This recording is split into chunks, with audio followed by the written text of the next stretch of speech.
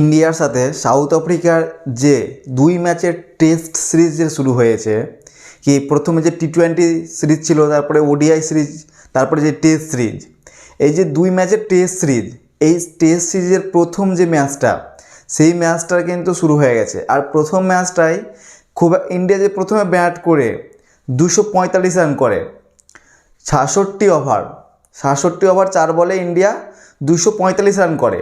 এই রানটা কিন্তু খুব একটা ভালো না হলেও কিন্তু এটা লড়াই করবার মতো রান। এই রানটা ইন্ডিয়া কিন্তু লড়াই করতে পারবে সাউথ আফ্রিকার সাথে এই ম্যাচটায়। ইন্ডিয়া প্রথমে ব্যাট করতে নেমে ইন্ডিয়ার কিন্তু শুরুটা খুব ভালো হয়নি, কারণ তাদের ইন্ডিয়ার ওপেনার ব্যাটসম্যান কিন্তু খুব একটা কম রানে আউট হয়ে যায়। সে জয়সওয়াল কিন্তু 17 রান করে, খুব একটা বেশি রান করতে পারেনি, সেও কিন্তু কম রানে পড়ে যায়। তো তারপরে যে রোহিত শর্মা, তিনিও কিন্তু খুব একটা ভালো রান করতে পারেনি, ইন্ডিয়ান যে ক্যাপ্টেন, তিনিও কিন্তু 5 রানে কিন্তু পড়ে যায়। তারপরে শুভমান গিল, সেও কিন্তু একটা ভালো রান করতে পারেনি খুব একটা, সেও 2 রানে আউট হয়ে যায়। তারপরে কিং কোহলি, তিনিও কিন্তু বড় একটা রান করতে পারেনি, তিনি একটা শুরুয়াত পেয়েছিল কিন্তু সেটাকে বড় রানে কনভার্ট করতে পারেনি, তিনিও 38 রানে পড়ে যায়। সেম শ্রেয়স আইয়ার, তিনিও তারও শুরুয়াতটা ভালো হয়েছিল কিন্তু তিনিও পারিটাকে তার লং বা বড় পারি কনভার্ট করতে পারেনি, তিনিও 31 রান করে তিনি ঘুরে যান। তারপরে রাহুল, তিনি কিন্তু একটা দুর্দান্ত পারি খেলেন, যার দৌলতে কিন্তু ইন্ডিয়া এই যে 245 রানের একটা সম্মানজনক স্কোরে কিন্তু পৌঁছে যায়। তিনি যে একটা 137 বলে একটা সেঞ্চুরি করেন, 101 রানের পারি খেলেন। এই যে দুর্দান্ত একটা পারির দৌলতে কিন্তু ইন্ডিয়া আজকে একটা সম্মানজনক স্কোরে পৌঁছে গেছে। কারণ এই যে রাহুলকে আমরা যতই খারাপ বলি, যতই বলি স্ট্রাইক রেট কম, কিন্তু এই প্লেয়ারটাই এমন ম্যাচগুলোতে এমনভাবে খেলে দেয় যেগুলোতে ইন্ডিয়াকে কিন্তু প্রত্যাবর্তন করায় ম্যাচ হারা থেকে। আর আজকে সেই জিনিসটাই কিন্তু রাহুল করেছে। এমন একটা কুশল পারি, যেখানে সবাই আউট হয়ে যাচ্ছে বিপরীত দিক থেকে, সেখানে তিনি কিন্তু একাই দাঁড়িয়ে একদিক থেকে খেলে যাচ্ছিলেন। আর তিনি 137 বলে একটা দুর্দান্ত 101 রানের পারি খেলেছেন।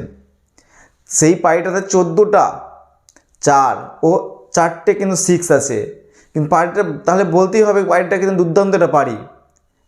রাহুল যেইভাবে ফিনিশিংটা করলো লাস্টে, কারণ রাহুল এই জন্যে কিন্তু আমরা ইন্ডিয়ানরা রাহুলকে একটা ভালোবাসে নাম দিয়েছি, যেটা হলো কামাল লাজবাব রাহুল।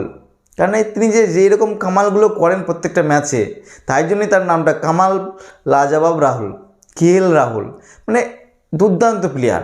যখনই দেখবেন কি এই প্লেয়ারটাকে নিয়ে সমালোচনা হচ্ছে, তখনই তিনি এমন একটা করে পারি খেলে দিবেন যাতে সবারই মুখ বন্ধ হয়ে যায়। এইরকমই তিনি এটা করে দেখেন, আজকেও আবার করলেন। কারণ এর আগে কিন্তু রাহুলের টেস্ট সিরিজগুলো কিন্তু একটা খারাপ চলছিল পারফরমেন্স, তাকে সরাবরের মতো নিয়ে হচ্ছিলো, কিন্তু তিনি যে এইভাবে যে আজকে সেঞ্চুরিটা এইভাবে করলো, আবার তিনি একটা ভালো প্রত্যাবর্তন করলেন। তারপরে আজউইন খুব একটা ভালো রান করতে পারেনি, 8 রান করেছে। শার্দুল ঠাকুর, তিনি একটা ভালো রান করেছে, শুরুয়াত এরকম কোহলি শ্রেয়স আইয়ার পেছে সেরকম তিনিও করেছিলেন 24 রানের, তিনি সেটাকেও কিন্তু লং করতে পারেননি। ও তারপরে যে বুমরা 1 রান করেন, ও মোহাম্মদ সিরাজ সেও 5 রান, ও তারপরে প্রসিদ্ধ কৃষ্ণা 0 রান। এই যে এই রানটা করে শেষ ম্যাচ কিন্তু ইন্ডিয়া 245 রানের মতো টার্গেটে পৌঁছায়। ও সাউথ আফ্রিকার যে বোলিং কাগিজো রাবাডা, তিনি কিন্তু 5 উইকেট নিয়ে নিয়েছেন। কাগিজো রাবাডা ও মার্কো জেনসেন 1 উইকেট।